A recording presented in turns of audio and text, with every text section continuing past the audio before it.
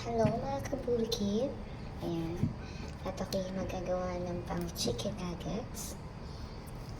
Dahan-dahan na. Hindi po ako marunong talaga pero nag-try lang po. Kasi iniwan ko po na maliliit. Tsaka pag mamaya pag iwahiwalayin ko yan ng mga 4 na beses. Para naman 4 na ulaman. 4 na araw ba? Hindi nagiging si girl. Maghiwa lang.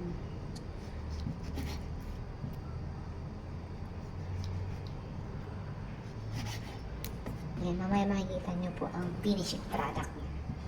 Ilagay ko po sa plastic na maliliit. Sa ziplock. Ziplock plastic. Hindi po siya nakontento. Nilipat ni girl. Sorry na po sa mga nakasagit.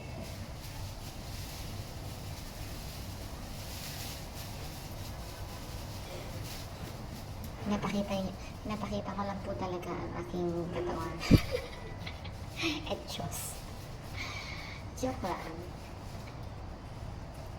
Sali pa po ako niyan sa pamalengke. Namalengke ako. Gastos ko po dyan. 300 RMB, so like 2,200 pesos. At pang bulong araw ko na rin naman yan. Pero pipilitin ko talagang umabot siya ng 8 days. Kasi pag nagluluto po ako, 2 laging putahe. Gulay, tapos prito. Pag adobo, yan, adobo lang. adobo lang. Kaya kapag mga prito-prito, minsan kasi dinadalawa ko kasi kailangan may kulay. Para naman may sustansya ang pagkain ko kahit na puro prito.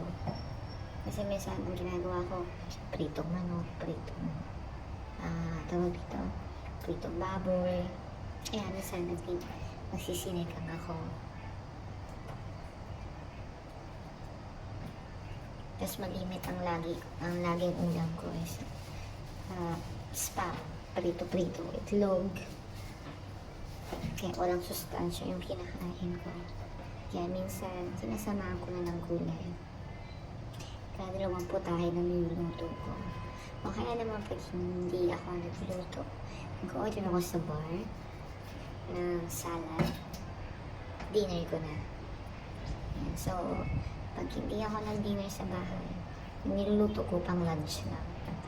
Kung matira, after work kakain ko na. Gutom mo yan.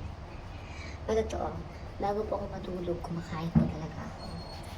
Mga around 2 or 3, kumakain ako niyan. Tapos 6, 7 a.m., gising na ang mga tao, tutulog pa lang po ako. Pag sinuwerte, minsan pag medyo minalas-malas alas 9, gising pa rin. Ang hirap kasi makatulog.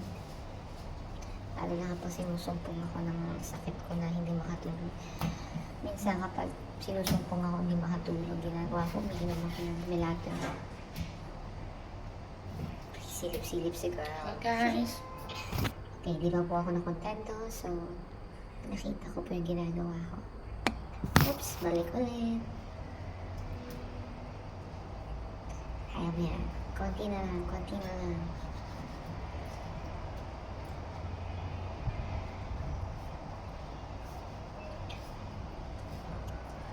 Kada linggo ang nagagastos ko sa pagkain ko, ganyan.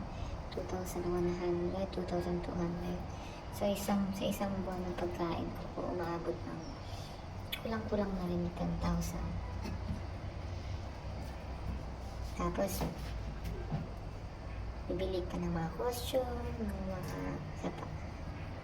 pampaganda. Tapos halos worth 10,000 din. Tapos yung sahod mo, 38,000 lang. Tapos nagpapadala ka pa. Wala nang natira. Tapos pag medyo minalas-malas pa ng konti, iba,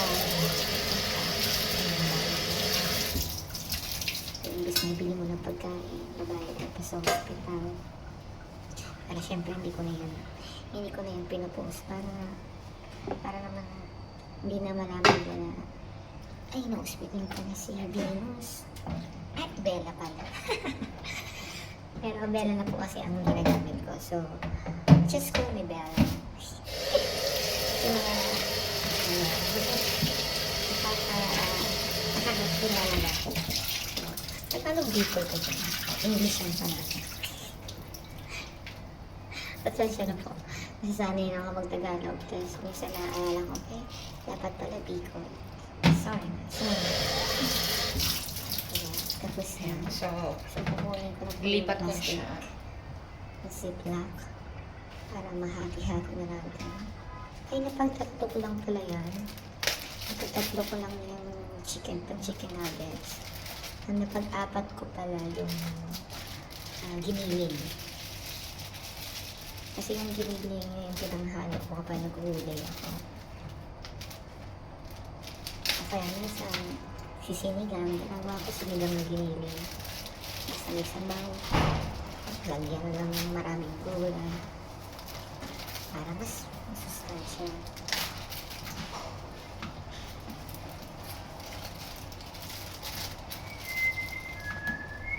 Kananin mo kasi girl. Saan nakarawin po talaga ako. Kalawin po talaga.